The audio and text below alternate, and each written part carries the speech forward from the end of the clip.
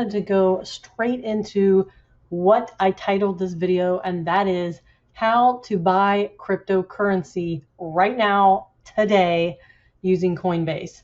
You probably can figure this all out yourself, but I am going to be giving the for dummies version of everything, the 5-year-old layman's terms, simple analogies of everything I can think of, because that's what I needed, and I piecemealed things together from all these different people and the videos and how-tos, and I just feel like you just want to know how to do it. So if you've never thought about looking up how, or you're confused how, the first thing is I do recommend that you download the app on your phone called coinmarketcap.com, because every morning when I get up, I literally look at coinmarketcap.com to see, oh, what's my crypto doing? What's my value? What is it doing up and down? And this last few days has been absolutely insane.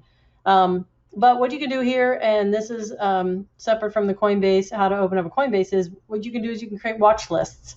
So you just go to CoinMarketCap. You can either go to the website like I'm at right now, or you download the app. I recommend downloading the app quick. I was wanting to buy cryptocurrency, and I decided to buy my first cryptocurrency on crypto.com app. But I realized that there are a few things that aren't as user-friendly and some things that caused me some problems. So I just thought, you know what, let me buy on Coinbase, which I had heard a lot of people talk about being, oh, Coinbase is for newbies. Well, you know what?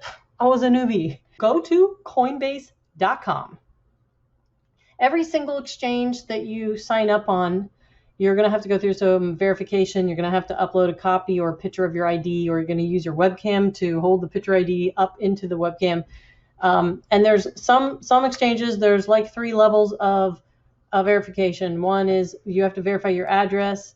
The other is you have to verify, your phone number, and then you upload your photo ID, passport, or driver's license. And then the other third one is you can upload like a utility bill. So it depends on which exchange, but basically you can do all this in probably 30 minutes and buy crypto. So let's see, I can't open up a brand new Coinbase account for us right here on the screen, but if you click get started, it's going to ask you first name, last name, email. You're going to choose your password. Please choose something that does not include your first name or last name or birth date, when you were born, or anything, like totally simple. And you have to be 18 years of age. True story. When I was all set and I was like, hey, told my son, you need to get a Coinbase account because I would like you to get one because I'd like to transfer some crypto into your account. That is for a later video. I will tell you about taxes and transferring crypto to other people. Probably don't do it.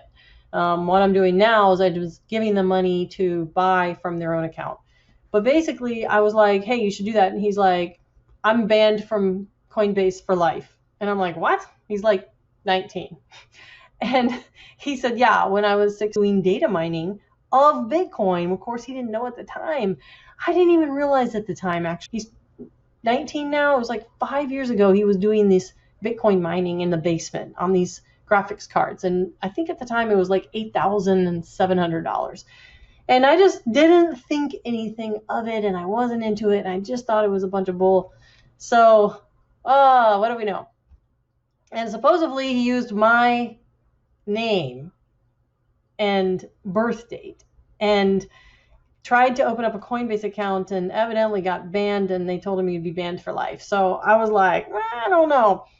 Anyway, we ended up going through the verification process. I made him, go back on because he's like, I hate Coinbase. Hey, dude, the fees are high. You can't attach to your bank account, and I'm never going to be able to get back in. And I was like, that's not true. Actually, it's super easy to use, super easy to attach your bank account, and they're pretty secure. And at this point, they're FDIC backed. But one of the disadvantages, and I know we'll get to it. One of the disadvantages of Coinbase, like any other central exchange, is essentially it's like an IOU.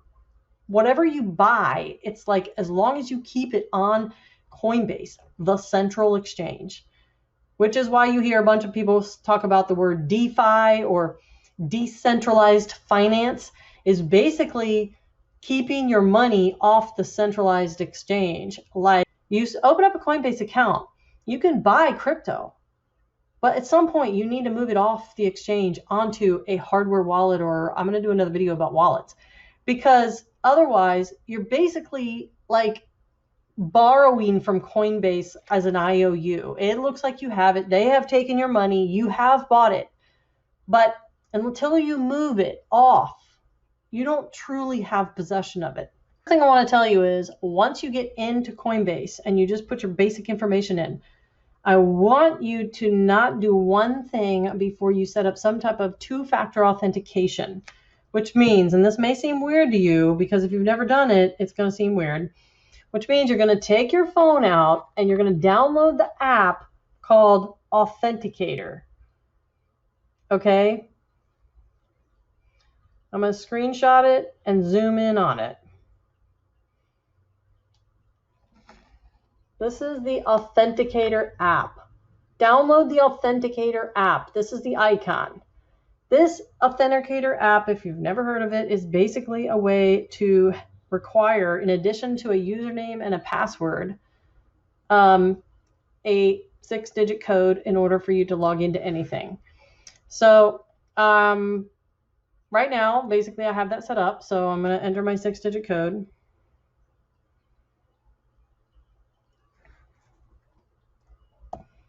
And of course, this code changes every 30 seconds. So recording that code is not going to help you get into my account. That's the whole point about the Authenticator app, is it basically changes every 30 seconds. So I'm totally okay with you seeing what I have in here right now, because basically I've already pulled a lot of what I've purchased off onto a hardware wallet. I did that the other day before the market about hit the shitter. And so right now, this is kind of what you're going to see. You're not going to see anything in there as far as purchased, but if you go to trade, if you just go to home. So the thing about Coinbase is, just like any exchange, just like the difference between Fidelity and Robinhood. You know, there's certain stocks you can buy on Robinhood that are not available on Fidelity. There's certain stocks on Fidelity that you can't buy on Robinhood, and vice versa, or other exchanges as well. So some exchanges are like, for like penny stock, you know, there's penny stock and there's major stock. And the same thing with crypto. There's stable coins, you know, and then there's like the alternative coins. And some of those coins you cannot buy here. So if you see a crypto type coin, like for example, everyone seems to know Dogecoin currently is not available on Coinbase. However, in the next 5 to 6 weeks, it is going to be listed here on Coinbase, which means the price is going to go up, probably significantly, because right now it's only trading around 40 to 50 cents. So you can look up anything on here, but not everything is sold from here. So you cannot buy everything on here, but you can look anything up. So, for example, if you go to click on trade, if you click on trade, you can search any asset. So you can see that even though I can search Dogecoin, just as an example, and if I click on it, it says Dogecoin is not supported on Coinbase. That means you can search for it, you can see what it costs, but you can't buy it. And you have to buy it from another exchange like crypto.com, which is app only, not a website. And so initially, I only wanted to be able to buy something that had a website, because I just wasn't wanting to just put my money into an app and buy something on an app and never be able to look at a website version of it. But now I have put some money into a crypto.com app. I'm feeling more comfortable. But I think for new people, I absolutely would go with Coinbase. You want to be able to go to a computer, to log into a website, to search for a crypto, and you will know whether you can buy it on Coinbase, because it'll say right here whether it's supported or not.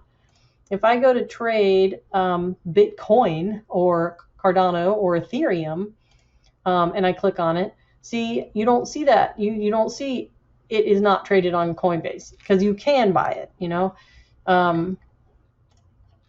You can buy right here. You can say buy, sell, and you can buy it. You can see right here, one-time purchase. So before I get into all like how to buy, and I'm going to buy something right now to show you how to do this, because right now, let's just say you just opened up an account and you're just kind of looking around and you're like, okay, how do I buy? Well, don't buy anything until you go up here to the top and you go to settings. And when you go to settings, you want to make sure you fill out your profile like perfectly and completely. I mean, my son is now currently in Coinbase, and he did get through the verification process again now that he's older than 18. But he's so quick to want to like go buy and do that he doesn't secure it down. And I really, really took a lot of time before I ever bought one thing and secured everything down. I went through my preferences and I made sure that the time zone said Eastern Standard. By default, it said Pacific. Actually, I never did this, which is notify me if I receive merchant order or if I send or receive crypto, or if there's a recommended action for my account. So see, like every single little thing, go through every single one of these tabs. Security. First, I put my phone number in as a two-step verification, but then I was like, you know what? I'm going to download this Authenticator app, which I showed you the icon for. Do that. Set up a code for it. It will tell you how to do that. Once you download the app, it'll show you what to do. Maybe I'll do a separate video. If you want a separate video on how to set up your Authenticator app, make a comment here. And it says use two-step verification. Don't bypass this. Do not just use Face ID when you're doing any app. Don't just use a password that you think is secure. Always do a two-step verification. And so then financial services is where you just, basically just click yes on all this. So you have the option to do those things. Activity is basically where you've logged into, and probably I would once a week, or maybe you don't log in except once a month, but whatever it is, I would confirm or remove a lot of these devices just to make sure that no one is trying to log in from you. I actually never log in to Coinbase other than inside my Brave browser, not Google Chrome, not Google.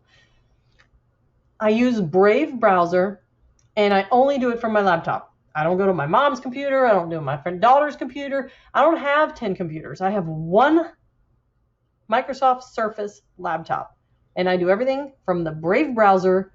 I don't quickly, randomly, and in a hurry open up Google. I do it from the browser that is secure, and I do it from only my laptop, because I don't want to be opening it up from all these different computers and then all of a sudden you forgot to log out and someone has access to your stuff.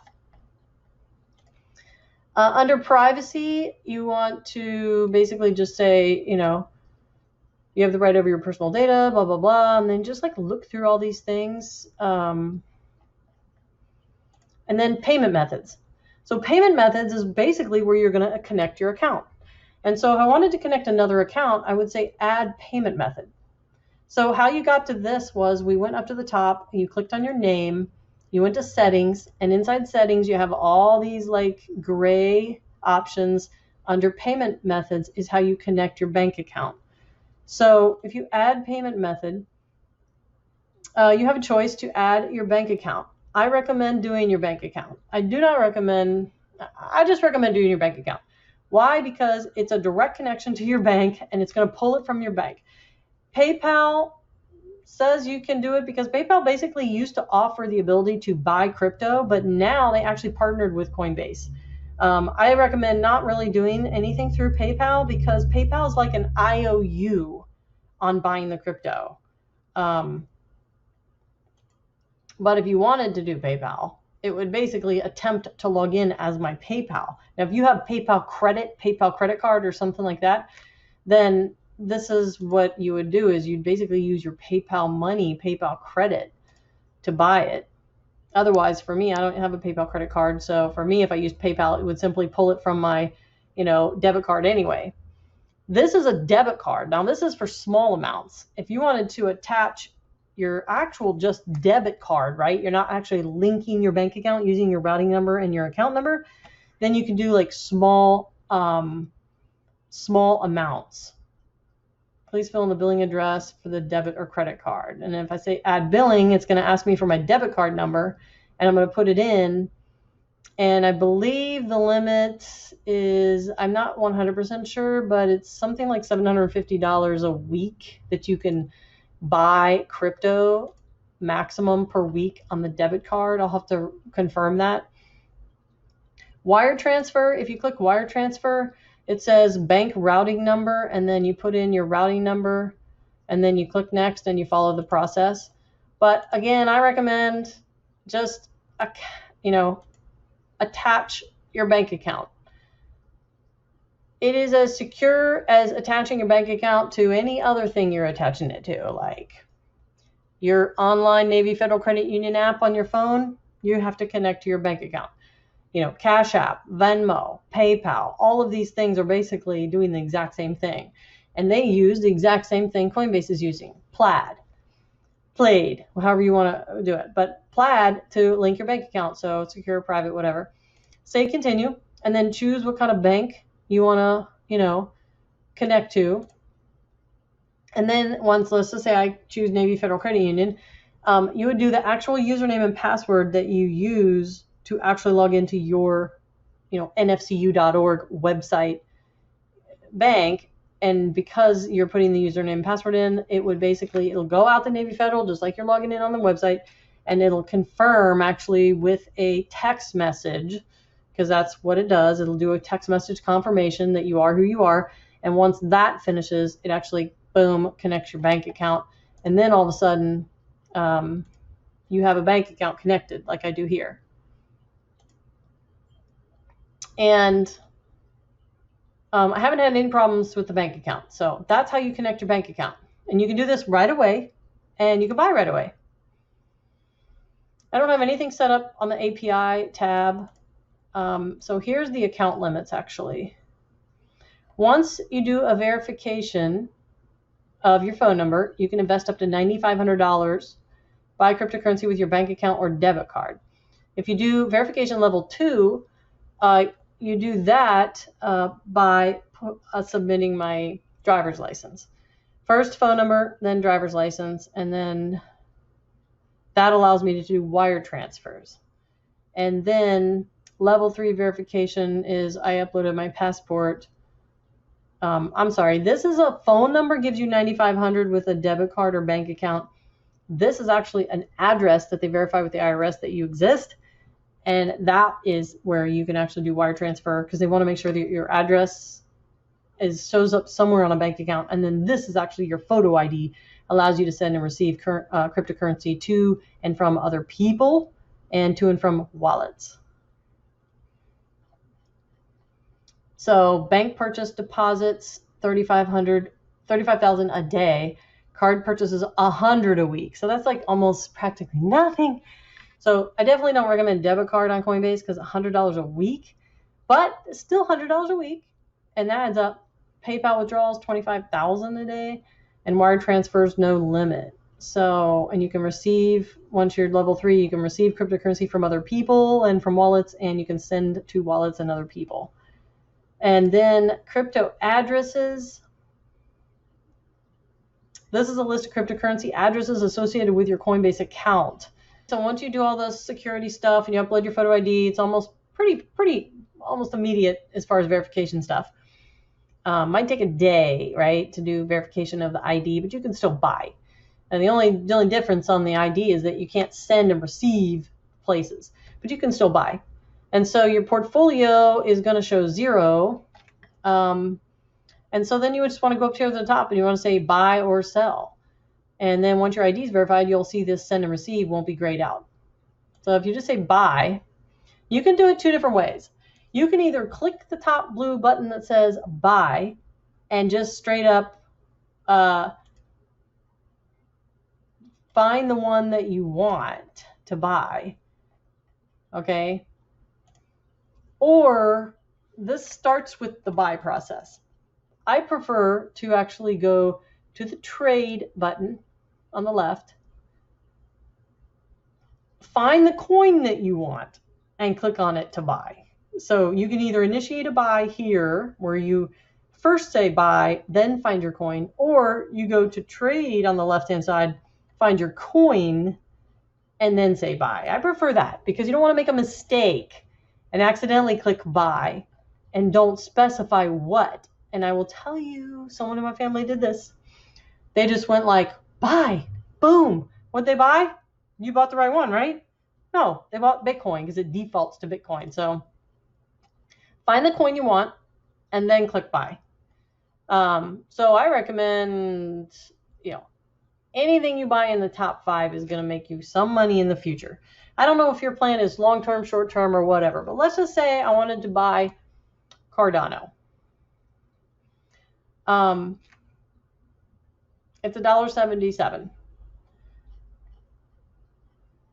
Your choice, and another thing I like about Coinbase is that it has like a trading recommendation. Now this could be a bunch of bull, but I have kind of been watching it and it's pretty good. If it says 70 to 80 to 90% buy, it's a good buy. It's going to go up. It kind of gives you some details like popularity. It's the fourth most held coin. I will tell you, when I first bought Cardano, it was the 10th most held coin. Now it's the 4th, so it's just super popularity. So let's just say I want to buy something, and you're just like, I'm scared that it's going to mess up or what's going to happen. So basically over here you have a one-time purchase option. Okay, it defaults on the buy. Here you can sell. Here you can convert an existing crypto to another crypto. So let's just say you buy 100 coins of Cardano, and then next week you're like, holy crap, I want to convert my Cardano to Ethereum or my Cardano to Bitcoin. I really don't want that one that I bought last week. I just want to sell it and buy Bitcoin. So you would do a convert, convert Cardano to Bitcoin, and then if you had Cardano, you would say, well, how much of my Cardano do I want to convert to Bitcoin? But in this scenario, we're just going to do a buy. So let's just buy one-time purchase of $10. Click $10. $10. It tells you, okay, well, $10 is going to buy me 5 ADA. You got to pick the bank account that you're going to buy from. Now, if you have multiple bank accounts added and you actually only want to choose another one, choose the bank account first, and then, choose the bank account first, make sure you're buying the right coin, and then choose the amount, make sure it says one-time purchase. That's all you're doing is looking at this little box here. And then I'm going to tell you something pretty cool that I just did today. So it tells you that you're going to buy 5.05 ADA from this bank at this price, total of $9.01. It's costing me 99 cents, Coinbase fee, to purchase, and that's it. And basically, I say buy now. Normally it says preview buy, but I guess that was the preview. Okay, ADA, 5 ADA purchased. Continue. Boom. Done. View transaction. So here you can see that I bought 5 ADA. But let me just tell you something else that's pretty cool. Let's say that you pick ADA and you want to buy it, but you're scared that the $1.77 is going to go up and down and up and down, and you really don't have time to monitor the market. This is something I recently did that I feel is going to hugely benefit me in the future. And that is that I set up, if you click on one-time purchase, you have the option to set up every day, purchase every single day. And I will tell you, looking at the market, that it is the cheapest between 5 in the morning and 7 in the morning. It's just always cheapest between 5 and 7 in the morning. Actually, the most expensive is right now. So don't do it in the evening. But you could purchase every single morning. You could purchase $20, but I set it up to where every single week, every week, you can do 1st and the 15th, once a month, every week, every day, or one time. I set it up that every week I was going to purchase Bitcoin, a certain amount of Bitcoin every Thursday, because I feel like the market is the lowest first thing in the morning on Thursday, and on Friday, the weekends it tends to go up a little and then basically chills out a little bit. But if I go to my portfolio, I'll show you that I set it up. So I set it up to where every Thursday it buys $150 in Bitcoin every week. Every Thursday it buys $150 in ETH. Now I may decide intermittently to buy $5,000 of Bitcoin or $10,000 of Bitcoin, but regardless, every Thursday it's going to buy $150. And that is called dollar cost averaging. It's like you don't know, you can't time the market, be the lowest, be the highest, buy the dip, everyone says. Buy it when it goes down. Well, you're not standing and staring at your thing. So the best, your phone. So the best thing is dollar cost averaging is basically buying on a regular basis consistently every week. And eventually you're going to have an average of a lower than anyone who's trying to, buy the lowest price. So that's what I decided on that after, after a year, if I'm just doing that, 52 weeks, it's $7,800 for each of those. And that's going to add up. And so, in between, I can buy larger amounts. So I just thought that was something that I might increase and do it once a month and just, put out a couple thousand once a month. But for now, 150 a week. I thought that was a pretty cool idea. Now, if you're wondering what these rewards are that are ticking up, that's because I bought Cosmos. And I just bought 34 Cosmos. Of course, it was a lot higher when I bought it. So right now I'm kind of losing money. And by the way, don't be stressed out about losing money. You're only losing it if you sell. Don't sell. Don't sell when it's low. But Atom, purchased on Coinbase, gains rewards. It gains a 5% APY, which is pretty cool. Rewards are basically interest. This is Coinbase's estimate of the rewards not yet added to your account. And so you earn what's called staking rewards. 5% is the estimated annual rewards rate, which may change over time. It's based on the Cosmos staking reward generated. So typically it's not every year. It's actually every few days you get 5% of your total invested amount put back into more of what you purchase. So I bought Atom. I'll get my staking rewards will come to me in the form of more Atom coins. And so I was just experimenting by buying a few things that I really liked their program and I liked what they had.